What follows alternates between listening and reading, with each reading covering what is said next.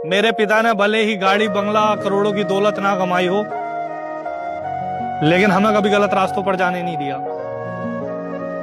हमें दौलत के लिए बताया गया तो जरूर, लेकिन हमें सही और गलत का फर्क समझाकर बताया गया। हमें कर्मों को सामने रखकर हमें चीजें समझाई गई। हमारे यहाँ कभी ये जिक्र नहीं हुआ दौलत को लेकर। हाँ, दौलत को लेकर हमें बताया गया कि बनाना है और बहुत बनाना है, लेकिन सही और गलत का रास्ता इख्तियार करने के लिए बताया गया।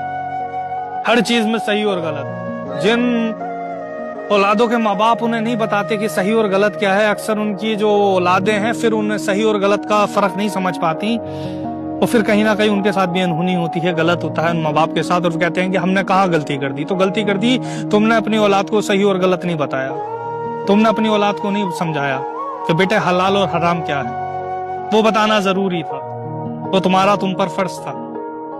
जो फर्ज तुमने खुद नहीं निभाया, अब वो कर्म लौट कर आ रहे हैं, तो अब उनको भुगतना जरूरी है, वो तुम भुगतोगे।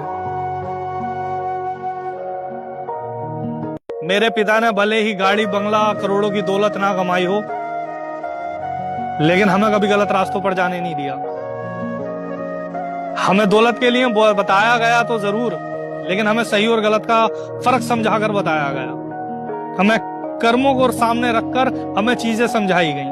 हमारे यहाँ कभी ये जिक्र नहीं हुआ दौलत को लेकर। हाँ, दौलत को लेकर हमें बताया गया कि बनाना है और बहुत बनाना है, लेकिन सही और गलत का रास्ता इख्तियार करने के लिए बताया गया। हर चीज में सही और गलत। जिन औलादों के माँ बाप उन्हें नहीं बताते कि सही और गलत क्या है, अक्सर उनकी जो औलादें हैं फिर उन्हें सही और गलत का फर्क नहीं समझ पाती, और फिर कहीं ना कहीं उनके साथ भी अनहोनी होती है, गलत होता है उन माँ बाप के साथ। और कहते हैं कि हमने कहाँ गलती कर दी। तो गलती कर दी, तुमने अपनी औलाद को सही और गलत नहीं बताया, तुमने अपनी औलाद को नहीं समझाया कि बेटे हलाल और हराम क्या है। वो बताना जरूरी था, वो तुम्हारा तुम पर फर्ज था।